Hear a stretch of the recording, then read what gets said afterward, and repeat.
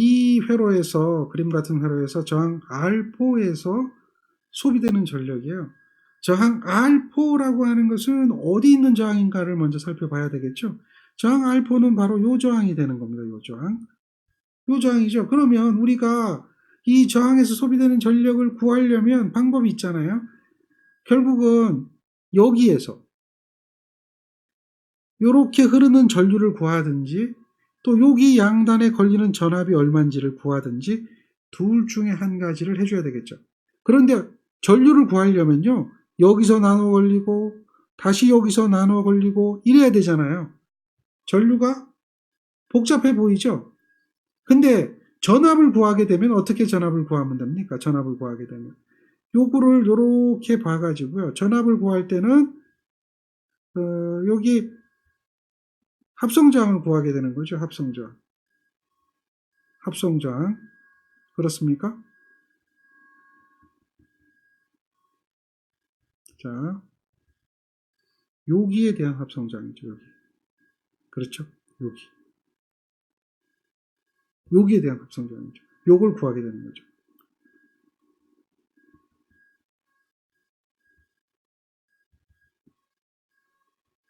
자, 합성저항을 한번 구해봅니다.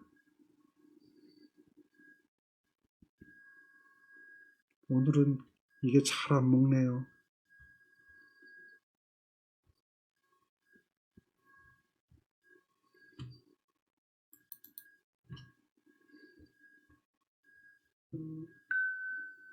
자, 합성저항을 한번 구해보면 이 부분이죠.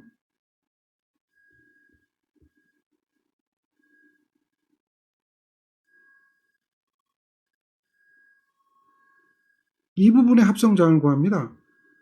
그러면 요 회로는 이렇게 등가를 할 수가 있어요. 어떤 등가냐면 요러한 회로하고 요러한 회로로 등가를 하는 거죠.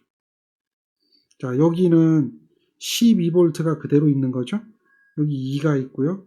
12가 있어요. 이렇게 회로를 바꿔주는 겁니다. 이걸 갖다 등가라고 하죠. 그러면 요거는 3개가 병렬이니까 3개 병렬일 때 합성저항 구하는 것은 어떻게 계산해요? 먼저 2분의 1을 하고 또 얼마예요? 4분의 1을 하고 또 얼마예요? 8분의 1을 하는 거죠. 그래서 전체 분의 1을 해주는 거죠. 전체 분의 1을 하면 얘가 합성저항이 되는 거죠. 얘를 계산기 그대로 누르면 7분의 8 나옵니다.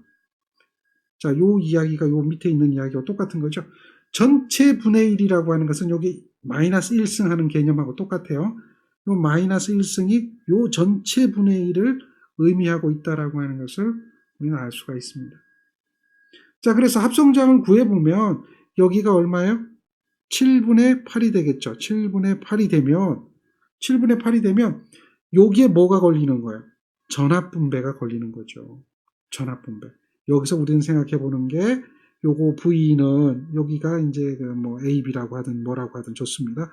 전압분배 법칙을 적용하면 2하고 7분의 8에 자기 거 7분의 8에 전체 전압이 얼마예요? 12가 되는 거죠.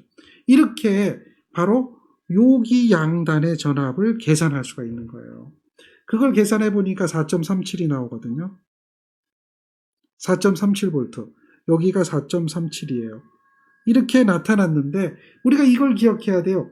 병렬로 이렇게 쭉 연결된 것은 이렇게 병렬로 연결돼 있죠. 얘네들이 병렬로 연결된 것은 전류가 일정합니까? 전압이 일정합니까? 뭐가 일정해요? 여기 저항이나 여기 저항이나 여기 저항은 다 뭐가 일정해요? 전압이 일정하고 거기는 4.37V가 다 동일하게 걸리잖아요. 안 그래요? 다 동일하게 걸리니까 4.37V라고 하는 이 동일한 전압을 찾아낼 수가 있는 거예요. 그래서 여기 4.37V를 찾아내게 되면 8ohm에 4.37이 걸리니까 이제는 전류를 구하는 것보다 전압을 구하는 게 훨씬 쉬우니까 이제는 뭘 계산할 수가 있는 거죠? 전력을 계산할 수 있는 거예요. 그러면 볼트를 알잖아요. 그러니까 어떻게 돼요? R분의 V제곱이라는 전력의 식을 적용하면 되겠죠. I자승 R이라는 식을 적용하려면 힘들잖아요. 왜냐하면 I자승 R에 대한 전류를 구하려면 우리는 여기에 흐르는 전류를 계산을 해줘야 되거든요. 그러니까 거기에 흐르는 전류를 계산하는 것보다는 그 양단에 걸리는 전압을 구하는 게 훨씬 더 쉬웠기 때문에 이와 같이 해서 8분의 4.37 제곱을 해주는 거죠. R분의 V 제곱을 해주면 2.38이라고 하는 이러한 전력의 값을 우리는 계산할 수가 있습니다. 어렵진 않죠? 그렇죠? 해볼 수 있는 거죠?